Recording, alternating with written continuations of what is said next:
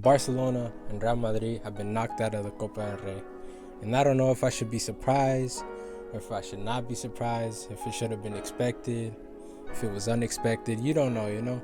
Because with these teams, like I said before, they just been underperforming. They haven't been what they should be, and they're not to the level that, I don't know, maybe the past decade we've been spoiled to see them actually play at that level. The Barcelona game was way more closer than the Real Madrid game, but it doesn't really matter, because either way, they both just couldn't do it. On the day, Messi just couldn't shine. He had one chance, basically, or maybe a few more, but he had a really clear one, and he couldn't be clinical. And the rest of them, the same thing. And teams are gonna play you where they're just stuck to their post, where they're just in their own half, and in just like one play, that just shut the game down. It was over. Athletic Bilbao is through. And I mean, what do you expect? They were trying harder. I mean, Inaki Williams is a good player. I mean, he's not the best forward. He doesn't have like the best touch or whatever. But I mean, all he needed was one, and I mean that goal is just like, it's kind of stupid because he just barely hit it and it just went right over Busquets and into the goal. You can see right there. But like I said, it wasn't their day, and we're out.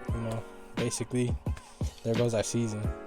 But on the other hand, Real Madrid at least got knocked out. I'm not gonna be happy because they got knocked out. They got knocked out in a worse fashion than we did. They were actually losing like 3-0 way before they actually started reacting and actually trying to contribute, actually trying to make this like contest their shots and stuff like that. But I mean, barely. I mean, it wasn't enough. They have a bunch of young talent. Real Sociedad is an up-and-coming team, and they got Odegaard, Isaac, I think is how you spell it, and then other young talents like Enai, Januzaj. They have a bunch of talents that are really coming up through the ranks, and they're really showing out. But Real Madrid just couldn't handle it. I know they're not the same team. Like I said before, they really do depend on Cristiano. And even though Benzema has been shining this season, he couldn't shine in this game, because sometimes some teams they just take it to them.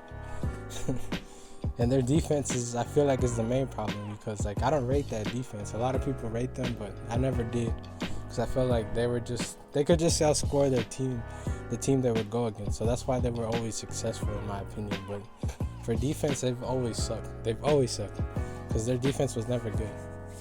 I guess just that one season where they put Casemiro in the defensive midfield position, that's when their defense actually really started to shine that season. I'm not too sure which one it was. I don't know if it's the second Champions League or the third one.